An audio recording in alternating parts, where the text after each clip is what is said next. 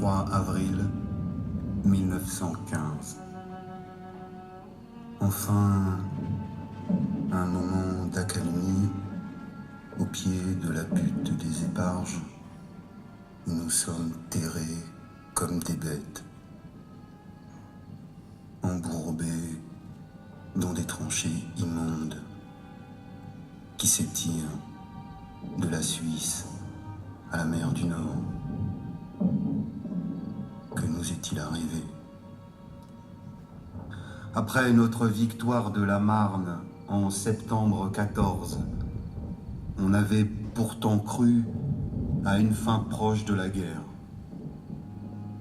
Sommes-nous toujours des êtres humains? En compagnie de Monsieur Jean-Luc Delandes, le président de l'association Connaissance de la Meuse et metteur en scène du spectacle Des Flammes à la Lumière. Déjà, bravo, félicitations.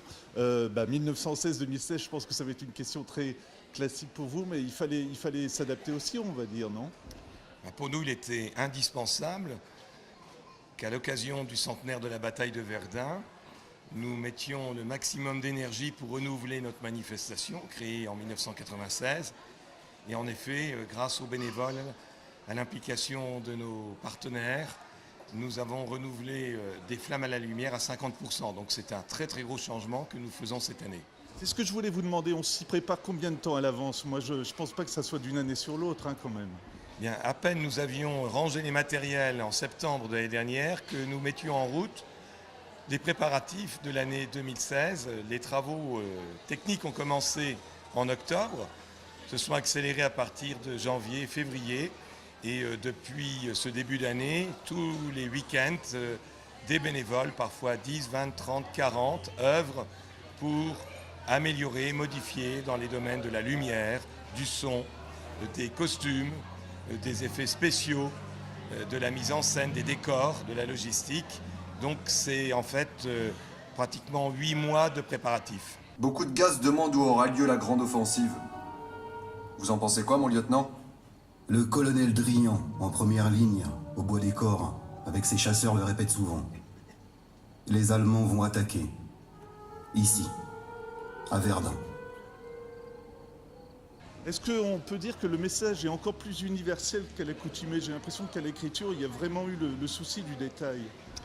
Alors pour cette nouvelle édition, on peut dire, tout en conservant notre trame, nos deux grandes caractéristiques, une histoire d'en bas. Les grands de l'époque ne nous intéressent pas. Ce sont les hommes, les femmes, les enfants qui ont été plongés dans cette page tragique de l'histoire de l'humanité. Et puis des regards croisés du côté français-allemand, chez les combattants et les civils. Donc tout en gardant ce qui fait la force de notre évocation, particulièrement émouvante, nous avons tenu à être plus focalisés sur la bataille de Verdun, d'une part, et sur l'image que donne Verdun au lieu de souffrance, mais aussi au lieu d'espérance. La poignée de main de 1984, les cérémonies qui ont lieu en ce moment et jusqu'à la fin de l'année, qui rappellent le passé tragique, mais aussi qui témoignent que l'on peut vivre en paix et en amitié aujourd'hui. C'est un magnifique témoignage d'optimisme. 20 ans d'existence, plus de 400 bénévoles qui sont là d'année en année. J'ai eu la chance de rencontrer le soldat français, je veux dire Jérôme, qui me disait qu'il était tout petit enfant dans le premier spectacle. C'est quand même une grande famille aussi, non? Oui, dans des opérations comme celle-ci, on a un brassage de gens de tous horizons, des hommes, des femmes, des enfants, manuels, intellectuels, gens de la ville, de la campagne. Des couples se sont créés, formés. C'est sa femme aussi, hein, c'est ça, voilà. Exactement. Des enfants sont arrivés. Et ce que l'on dit dans une scène du début du spectacle est exact. C'est qu'il y a eu la génération des premiers qui ont participé à la création. Et maintenant, on voit arriver des enfants, des adolescents qui sont à leur tour impliqués dans le spectacle avec leurs parents et parfois grands-parents. Et c'est extrêmement émouvant que de vivre cela de l'intérieur avec des familles qui viennent d'Allemagne, de la Sarre, mais aussi de la région de Trèves. Ça, c'est quelque chose qu'on ne peut pas ressentir de la tribune, mais pour nous, qui est fabuleux. C'est ce que j'allais vous demander il y a 20 ans, quand vous étiez lancé dans l'écriture, vous pensiez qu'il y aurait 20 ans après encore autant d'engouement? Très sincèrement, lorsqu'on a créé le spectacle, on pensait tenir 5 saisons, arriver à 10 saisons. Nous voici au centenaire de la bataille de Verdun. Personne parmi nous n'avait imaginé que nous serions encore avec ce thème à côté de Verdun pour le centenaire. Donc pour nous, c'est quelque chose de très particulier que nous vivons et que nous voulons partager avec un large public. Après, c'est ma toute dernière question, mais l'année prochaine, je suis sûr que vous êtes déjà prêts, mais qu'est-ce qui explique encore une fois cet enthousiasme dans toute cette équipe? C'est la passion de personnes qui veulent faire redécouvrir ou découvrir quelque chose qui appartient au passé, mais qui est encore très prégnant aujourd'hui.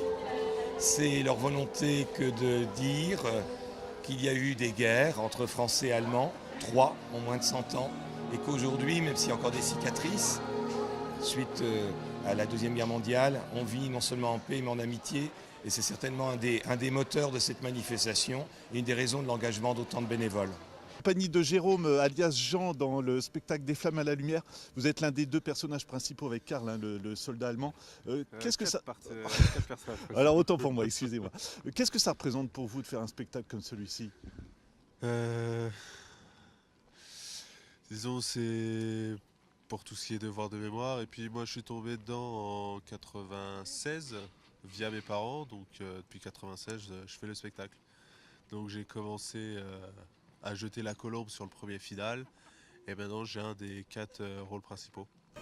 Mais moi, je ne crois pas que la guerre sera courte. Toujours prévoyante, maman. Je sais que tu feras ton devoir, fiston, mais prends garde à toi quand même. De voir toujours le public qui vient comme ça, ce message universel, est-ce que c'est émouvant quand on est devant tout le monde? Comment ça se passe? Qu'est-ce qu'on ressent? Alors, au début du spectacle, avant que ça commence, on a la pression. Parce qu'on sait que la tribune est, même que ça soit pour une tribune pleine ou 10 personnes, la pression est la même. Après, une fois qu'on est lancé, on va pas dire que ça roule, mais il y a toujours un petit truc qui fait qu'on a un peu la pression. 1916-2016, le spectacle a été un petit peu modifié. Est-ce que c'est difficile pour vous? Parce que j'imagine d'une année sur l'autre, on retient peut-être un petit peu le test qu'on va faire. Et puis cette année, c'est le grand chambardement, on va dire. Alors, cette année, effectivement, comme Jean-Luc, donc le réalisateur, l'a dit en début de spectacle, il y a plus de 50% du spectacle qui a changé. Et pour nous, connaissant le spectacle depuis longtemps et faisant des rôles principaux où on a beaucoup de textes, là, pour être franc, tous les textes ont changé. Ouais. J'ai dû tout réapprendre. Donc c'est assez chaud et il y a un petit challenge. Attention! Il revient!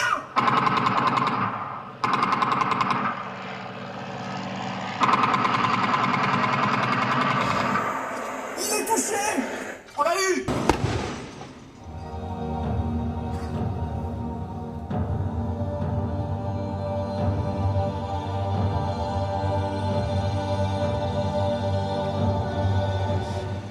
On va dire que 2016 c'est quand même les 100 ans, donc c'est vrai que cette année on a beaucoup de choses de prévues qu'on a déjà fait et qui sont encore prévues avec Connaissance de la Meuse. Donc on a fait Souilly dernièrement, qui était déjà un beau projet.